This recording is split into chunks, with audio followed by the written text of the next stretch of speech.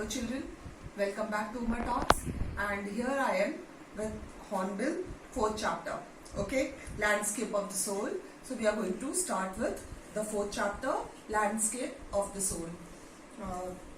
So we'll do the summary. I hope all other chapters, the summaries are beneficial for you, okay. So do keep watching the summaries, the chapters, the videos, okay. And if you have not subscribed to the channel, please do subscribe the channel, like and share it, okay. So let us start with the summary. Landscape of the Soul, and the writer is Nathalie Chauveroy, okay. So in this particular chapter, Landscape of the Soul, okay, this is about 8th century. It's written on a painter. So let us all together go to the summary. So 8th century painter Wu Daozi, W-U-D-A-O-Z-I, Wu Daozi, okay, he was asked by the emperor, Tang emperor, okay, and Xuanzong is the emperor's name, to paint a landscape, okay. The painter was asked by the emperor to paint a landscape to decorate a palace wall, okay. The wall of the palace, okay, diwar jo palace ka tha, that has to be decorated. So he was asked by the emperor, the painter was asked by the emperor to paint a landscape. Now the master hid his work behind a screen. So what did the master do? That was like a screen was kept, and it was, his work was hid over there. It was hidden over there. So only the emperor could see it, and the emperor admired the wonderful scene. Okay, so it was not meant for everybody, and the emperor used to admire that beautiful scenery. And what all was painted on that? The forest, high mountains, waterfalls, clouds, okay, floating in the sky, the vast sky, and men on hilly paths and birds in flight. All these were painted by the painter Wu Daozi, okay. And then the painter asked the king respectfully to look in a cave at the foot of the mountain. So a mountain was also painted, and the mouth of and that mountain had a cave, and the painter asked the emperor to look into that opening, the mouth of the cave, okay, which was present at the base, at the foot of the mountain, okay. He said a spirit lived there. The painter clapped his hands, okay. So he could make the emperor also view what he wanted him to see, okay. And when he said that he could see that a spirit lived there, the painter felt very happy, clapped his hands.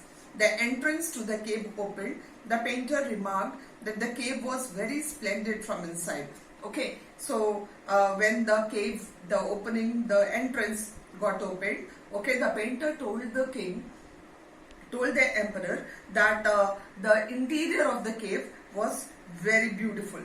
Got it? The emperor was all surprised, okay. So what do you see? That he showed the way, okay, to the king to enter into it, and the painter entered the cave, but the entrance closed behind him. So he showed him how to enter, and the painter first entered, and after that the cave door closed. So the emperor was astonished, was surprised, okay, surprised, and before he could move or speak any word, a single word, the painting had vanished from the wall, okay. The painting by itself had vanished, had disappeared from the wall, and not a sign of Wu Daozi's brush was left. Wu Daozi had painted it on the wall, and all of a sudden the painting disappeared as the painter entered into the cave and the door closed behind him, okay. The artist was never seen again after that, and this was his last painting of the painter Wu Daozi. Now take another famous Chinese story about a painter. There is another story, Chinese story about that painter. He could not draw the eye of a dragon he had painted. He painted a dragon, but he was not able to draw the eye, okay, make the eye for that dragon, and he feared that if he did that, the dragon would fly out of the painting, okay. So such stories, they are very famous. They play an important part in China's traditional education, okay. They have a main role. And the books of Confucius and Zhuangzi are full of them. These are the books, and they help the master to guide his disciple in the right direction. So the disciples, the followers, okay, they can follow in the correct path. And these stories also reveal the spirit in which the art was considered. Okay, the writer then compares these stories to an old story from his own country, Flanders, and he finds this story most representative of Western painting. Got it, children? So this is one. Now another, in 15th century, okay, Antwerp, a skilled blacksmith named Quinston Metis, okay, he fell in love with a painter's daughter. Okay, and the father of the girl was not ready to accept the son-in-law in such a profession. And one day what he did, Quinton went into the painter's studio silently, secretly, okay, and painted a fly on the master's latest painting. Okay, so he had painted one painting over there, and he went and painted a fly on that painting. It was painted with delicate realism. Delicate realism means complete reality. Okay, the painter took it for a real one. The painter thought it was a real fly sitting on his painting, and he tried to hit it away. And then he realized that he took Quinton as an apprentice. Okay, he realized, then he understood that it was painted, it was not a real one. Okay, and it was his mistake that he took Quinton as just a learner, as an apprentice. Okay, and then Quinton married his beloved. He went on to become one of the famous painters of his age. Okay, and all the above stories, whatever we discussed just now from China and Flanders, what do they illustrate? What do they say? They say that each part of art, okay, is trying to achieve something, trying to pose something.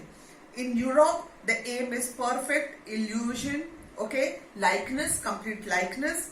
And in Asia, the stress is on the essence of inner life and spirit. So this is the difference, okay, between Europe, Asia, and China and all. Okay, now the next, the Chinese emperor gets a painting painted, okay, he appreciates its outer appearance, and the artist reveals to him the true meaning of his work. And the emperor may rule over the region he has conquered, but only the artist knows the way, okay, how he can rule. And the painting is gone, but the artist has reached his goal. Okay, he is now beyond any material appearance. So a Western painting reproduces an actual view. The European painter wants the beholders to look at a particular landscape from the specific angle, that is exactly as he sees it. Okay, the Chinese from any point and travel in it in a leisurely movement. Okay, and this is more true in the case of horizontal scroll. Here one slowly opens one section of the painting, then rolls it up and moves on to the other. Means just systematically, एक painting खोला, देखा, then again roll off, again second painting, something like that. And one slowly opens one section of the painting, then rolls it up. And this adds a dimension of time. It also requires the active participation of the viewer who is opening the scroll and seeing it, and participation which is physical as well as mental. The European painter wants the viewer to borrow his eyes, okay, that you see from the eyes of the painter, actually what the painter has painted over there, what he wants the viewers to see. Okay, and the Chinese painter does not want him to do so. He wants the viewers to enter his mind, okay, not his eyes. And the landscape is an inner one, a spiritual and conceptual space. Okay, and this concept is expressed as shan shui, which literally means mountain water. Used together, they represent the word landscape. Okay, and the mountain is yang while the water is yin. And the interaction of yin and yang, means mountain and water, is a fundamental notion of Taoism. Okay, Chinese words. So this is a third essential element also. The middle void, that is the middle emptiness, where their interaction takes place. And this can be compared with the yogic practice of pranayama, that is breathing in, okay, retain and breathe out. So the suspension of breath is the void where meditation occurs. Suspension of breath, okay, where we hold the breath, that is where actually the meditation occurs. And the middle void is essential. Nothing can happen without it. Okay, middle void is taking in the air and then giving out. दोनों के बीच में एक जो middle space होता है, that is again very important. And the white unpainted space is very important in Chinese landscape. Now man finds a fundamental role in this space between heaven and earth, and he becomes the medium of communication between both the poles of the universe. Both poles means heaven and earth, and his presence is essential. He is the eye of the landscape. And French painter Dean Duffet first created the concept of art brut or raw art in 1940s, and then the art of the untrained visionary was of minority interest. Okay, the outsider art has gradually become the fastest growing area of the interest in international modern art, and this particular type of work is the creation of those who have no right to be artists. Some people are not artists, but they want to draw things, and that is beyond their imagination and our imagination also, as they have received no formal training. Okay, and yet they show talent and artistic insight sometimes. So the work of this 80-year-old Nek Chand is India's biggest contribution to outsider art, and he has made a garden sculpted with stone and recycled material. It is known to the world today as the Rock Garden at Chandigarh.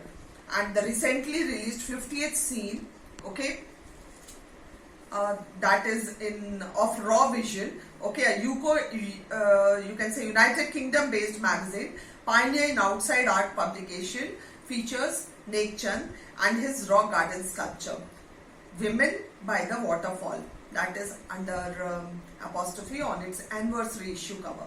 And his art has been recognized as an outstanding testimony of the difference, okay, a single man can make when he lives his dream. When you live in your dream, what changes, what you can say difference can you make into your environment in your life, that is what.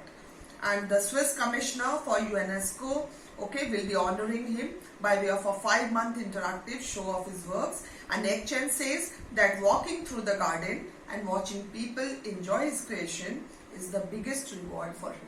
So this is a story, not very interesting, children, okay, landscape of the soul, but then you have to do it. So try and understand the story of the painter, the different painters of different countries. What do the painters want us to see? Okay, some want us to enter into the mind, some wants to see with their eyes. Okay, so there are different thoughts, and do make a note of that and read the chapter.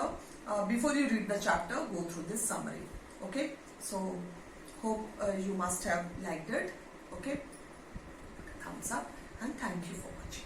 Thank you.